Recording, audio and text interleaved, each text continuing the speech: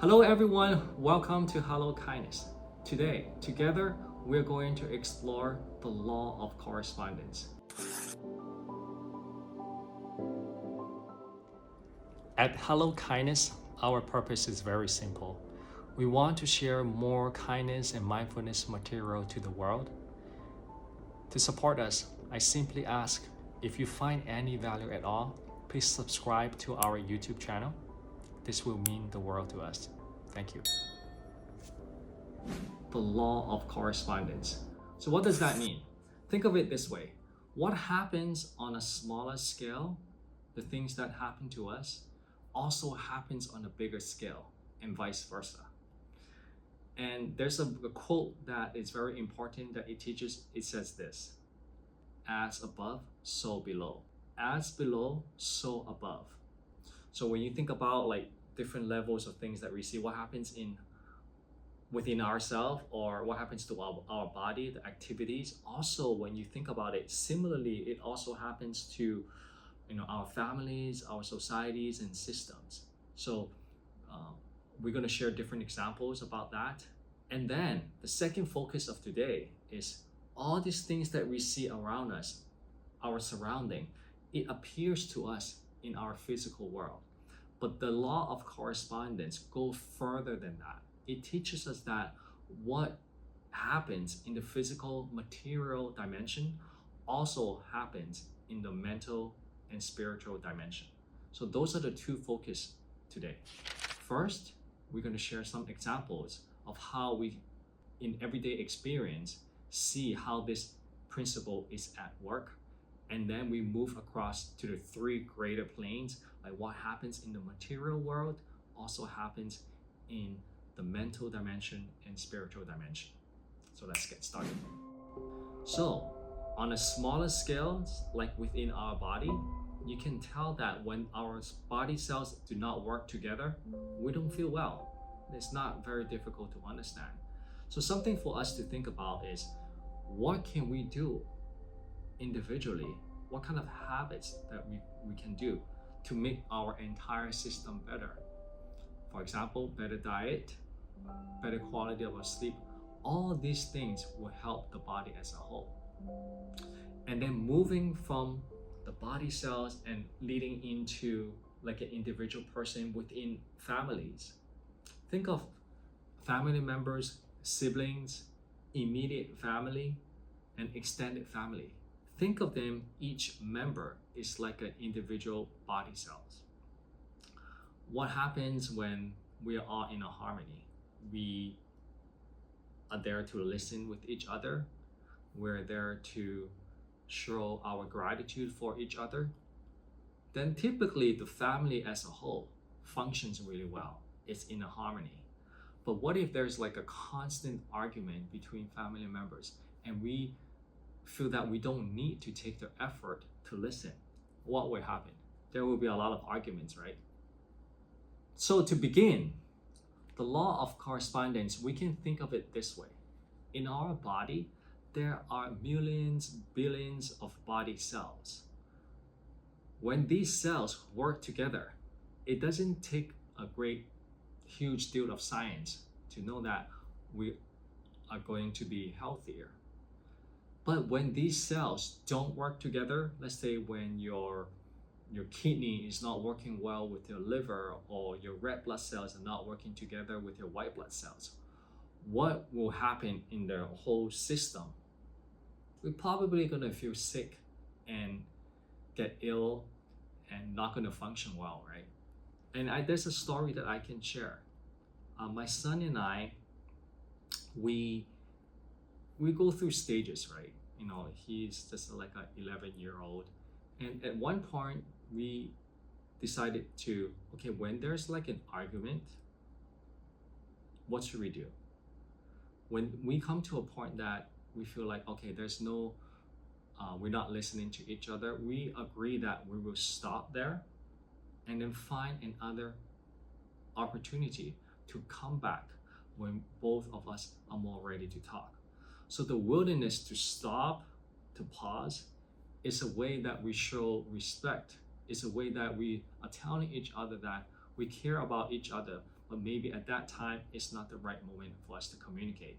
We agree that we will find another time to talk about it. See? So I think just like the body and the family members relationship, sometimes we get sick, but it is an opportunity for us to get stronger, to build up our immunity. Same as within a family, sometimes arguments, difficult challenges is an opportunity for us to thrive, to put in the time and effort to nourish the relationship. But I think it is because when there's a prolonged conflict or when there's a prolonged situation in our body, that the cells are continuously in a long period of time not working together, then it becomes a very, very big problem to deal with. Such as, and the same applies to our family members or siblings, father and son, mother and daughter, like, or extended family. When there's a prolonged conflict that we are not willing to put in the time, the effort to reconcile, to learn to understand each other, to share our own point of view, and be there to listen and be there to show that you really care. But maybe there are just different perceptions on things, but it is not a problem that cannot be reconciled. Maybe it's not a problem that is about right or wrong. Maybe it is simply a situation that allow us to develop more greater and greater meanings behind them. So what happens in our body also on a greater scale also happens in our family. Now, let's scale up to society and system. What happens or what do we see in our society? We can take simply the political systems. Remember what we said in our family? We all know we should work together. We all know that it is better for us to listen, to learn to be grateful, and to be there for our family. But do we do that on a greater scale in terms of our political system nowadays? Not just in the US, maybe in many, many other countries. We all know that working together is the best way to thrive, to become a better version of ourselves. But when we see our systems are not following this principle, what happens? There will be a lot of dysfunction in our system and in our society. So again, the law of correspondence say that what happens on a smaller scale in the body, in the cells, and also happens in our families and individuals, also happen in a greater scale, such as our society and system. So there are some questions for us to ponder and to contemplate, and they are, what do we notice in our society today? Are there systems that are stuck or dysfunctional because different groups won't cooperate? What can we learn from how small units like body cells and families operate to help larger systems like societies to function better? I think these are really important things that we notice, but we just don't seem to find a way to consistently move forward at times. And oftentimes I think it is because of our collective awareness is obscured by our own ignorance. To be honest, when we teach, if you have children, we always teach our children, hey, be kind to your friends, be kind to your siblings, learn to play respectfully, etc. But as leaders, do we do that across the board? Do we do that? Can we honestly, what we witness in the system of things, do we see that? Or do we see we are constantly arguing? Okay, so I think it is sometimes the challenge is our collective awareness is obscured by our own ignorance. We think that when we win and the other side has to lose, then things will be better. But is that really the case? Or are we a part of the whole system? When we are able to work together, that we collectively, we will thrive. So that's really a question. Can we really thrive when we choose to sabotage each other? So moving on to the three greater planes. In the beginning of this video, we talk about how our body cells work to individuals and families, and then to societies and systems. These principles or these examples are easier to understand because we witness them every day. They're up here in the physical and material dimension. But the three greater planes also talk about what happens on the material plane, also happens in the mental plane, and also the spiritual plane, or you can call the plane as dimension. Moving on to the mental dimension, I will use this example. I think we all experience at times stressful situations at work. We might feel a group of people are wrongfully accusing you, or you might feel like it is unfair. There's a type of prejudice at work. In the mental plane, it talks about how do you want to deal with it. Do you want to feel more empowered, or do you want to feel more victimized? And it is really up to us. When we choose the first, to feel more empowered, we start to not blame people. We might see that we're able to forget and forgive their own ignorance because they do not know better. First is, when we constantly feel that it is unfair, what can you do? You have a couple choices. You can leave that position and find a better opportunity elsewhere, or you can find a productive way, whatever that they may be, and to improve the situations. One, you'll feel more empowered, and then continue to find a solution for yourself. The second is you continue to feel victimized and you feel like it is unfair. But one is more negative and one is more positive. So it is really up to us of what we want to choose. And this also applies to the collective ideology. The example I just shared at work applies to one person individually, but we can also talk about this and expand this to a collective ideology, like how relationships between countries, foreign policies, how do we want to behave, and what type of strategies or approach we want to implement in our foreign policy between different countries. Do you want to implement an approach that is more compassionate and accountability? First is one that we blame our many things to what other countries are doing to us. So this is a choice that we can make. What is the collective ideology or the collective principles that we have in our mind?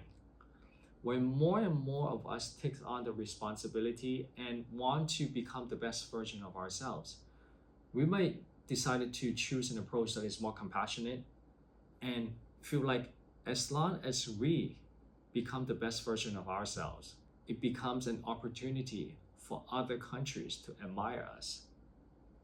First is we blame everything that we are not doing well to other countries. We become more of the victimized identity. So collectively and individually, the law of correspondence is at work. So lastly, moving on to the spiritual plane. Based on the law of correspondence, what happens in the material world and the mental dimension also is at work in the spiritual dimension. By using an example, how two different persons experience challenges, goodness, everything that happens in their own experience. How they create the meaning and how they connect their experience to the purpose in life, like how that transcend into experiences that is greater than themselves. I think there's a big key or relationship to that.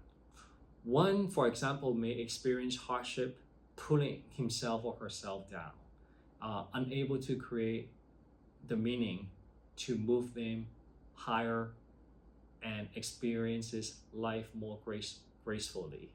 Versus another person who experienced very similar hardship, and life experiences, and is able to tap into the greater spiritual teaching that each challenges and hardship is for him to create better meanings that nourish themselves and move them to lead their life more joyfully.